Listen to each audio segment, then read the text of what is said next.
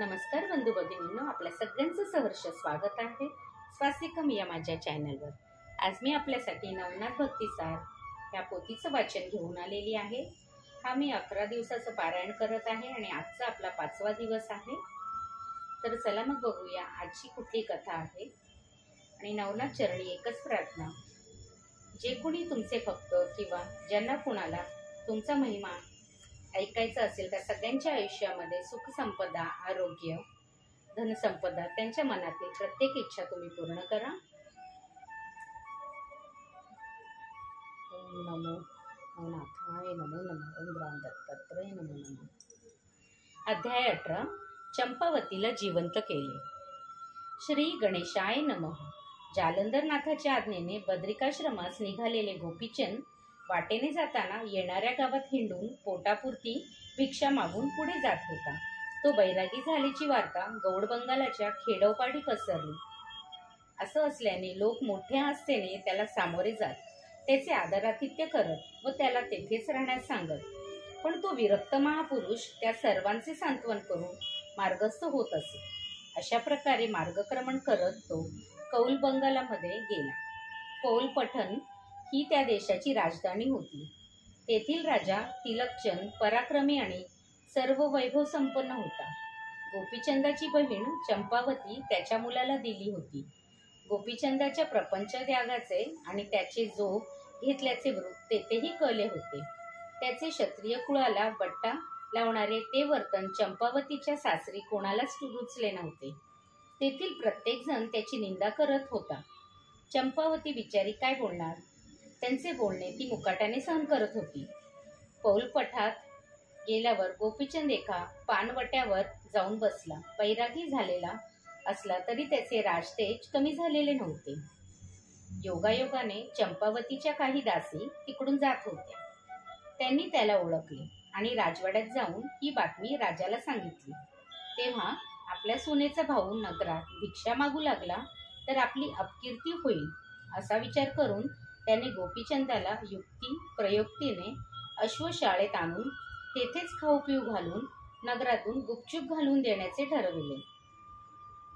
त्याने चंपावतीच्या दासींना त्यांनी काय करायचे ते नीट समजावून त्याच्यापाशी पाठवले।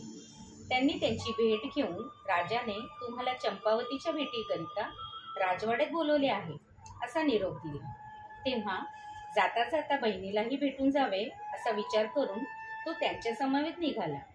दासींनी त्याला मागील दाराने अश्वशाळेत नेऊन बसविले व आपण कृपया करून येथेच थांबा, चंपावतीसह सर्व मंडळी आपल्याला येथेच भेटायला येतील असे सांगून निघून गेल्या।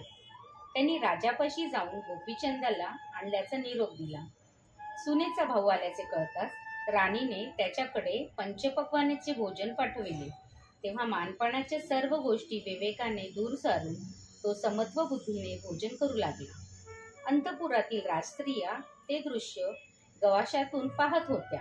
चंपावतीच्या एका नंदेने तिला तेथे आणून ते दृश्य दाखविले। तेव्हा त्या सर्वजणी कुत्सितपणे फिदी फिदी हसून तिच्या भावावर यथेच्छ तोंडसूक घेऊ लागल्या। त्यांच्या हिनवण्याने ती अतिशय व्यथित झाली। तो आघात तिला सहन झाला नाही। अशी अवेलना सहन करण्यापेक्षा मेलेले बरे असा विचार करून ती जड पावलाने आपल्या मंदिरात गेली आणि तीक्ष्ण खंजीर आपल्या पोटात खुपसून प्राणत्याग केला। इकडे गोपीचंदाचे भोजन संपवले आणि तेथे आलेल्या दासींना म्हणाला, तुम्ही चंपावतीला येथे घेऊन या, तिची भेट झाल्यावर मी माझ्या मार्गाने जाईन। तेव्हा त्या तिला बोलवण्यासाठी तिच्या मंदिरात गेल्या असता तिला रक्ताच्या धारोळ्यात मरून पडलेली पाहून एकदम किंचाळल्या। त्यांचा आकांत ऐकून चंपावतीची सासू, सासरा, धीर, जावा, नंदा, इतर नातेवाईक व सेवक यांनी तिच्या महालात मोठी गर्दी केली। सर्व प्रासादात आक्रोश ऐकू येऊ लागला आणि या अनर्थाला गोपीचंदच कारणीभूत आहे असे म्हणून ते सर्वजण त्यालाच दोष देऊ लागले।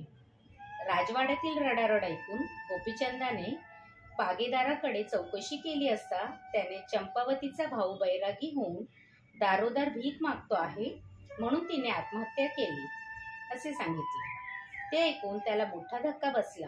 आपण इथे आलो आणि बहिणीच्या मृत्यूला कारण झाले असे लोक म्हणू लागले। तर आपलीच मोठी अपकीर्ती होईल. या विचाराने तो उदास झाला. काही वेळाने राजवाड्यातील मंडळींनी चंपावतीच्या अंत्ययात्रेची तयारी केली आणि ती स्मशानाकडे निघाली. गोपीचंदही त्यांच्याबरोबर गेला. जाताना त्याच्या मनात विचार आला, आता माघार घेऊन चालणार नाही. चंपावतीला जिवंत करून या लोकांना नाथपंथाचे सामर्थ्य दाखवलेच पाहिजे.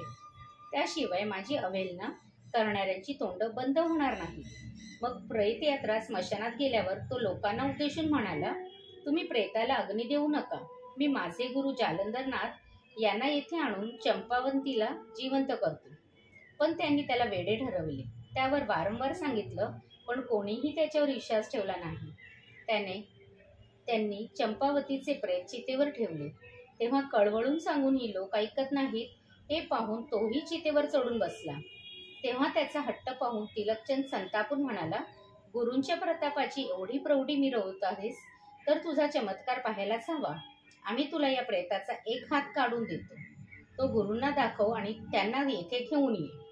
तू परत येईपर्यंत आम्ही 4 दिवस प्रेत जपून ठेवू. तेव्हा चंपावतीच्या नवऱ्याने तिचा एक हात कापून त्याच्याकडे दिला. तो घेऊन तो शीघ्रगतीने हेलापटणाकडे धावत निघाला. हे वृत्त अंतर्दृष्टीने जाणून जालंधर वायुवेगाने त्याच्यापाशी प्रकटले व त्याला धीर देऊन थेट राजप्रसादात गेले. त्यावेळी 4 दिवसांनी येणारे गोपीचंदचे गुरु प्रहराच्या आतच आलेले पाहून सर्वांना मोठे नवल वाटले. तिलकचंदाने त्यांचे स्वागत केले. तेव्हा गोपीचंदाची अवहेलना केल्याबद्दल त्यांनी त्याची चांगलीच खरडपट्टी काढली. मग प्रेताचा हात आपल्या हातात घेतला आणि संजीवनी मंत्र म्हणून त्यास भस्म लावले. त्यानंतर चंपावतीला हाक मारली. तेव्हा ती जिवंत होऊन धावत आली. ते पाहून सर्वांना मोठे नवल वाटले. तिलकचंदाने नाथांना वंदन करून त्यांची क्षमा मागितली आणि भोजन करून जाण्यास सांगितले. त्या दिवशी नाथजींनी चंपावतीला स्वयंपाक करण्यास सांगितला आणि भोजन समयी आपल्या मुखातील उष्टाघास भरवून तिला अमरतत्व दिले.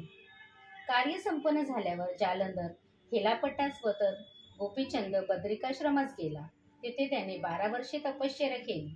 त्याची तप पूर्ण होता जालंधरनाथांनी स्वतः तेथे गेले, त्याच्याकडून तपाचे उद्यापन करविले आणि त्याला सर्व विद्या शिकवून देवाकडून वरदाने मिळवून दिली. अध्याय 18 समाप्त. ओम श्री दत्त प्रभु पर्णमस्तु.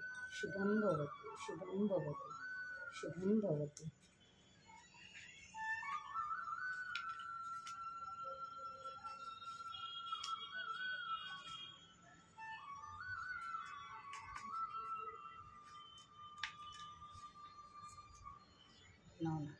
नमो नमः.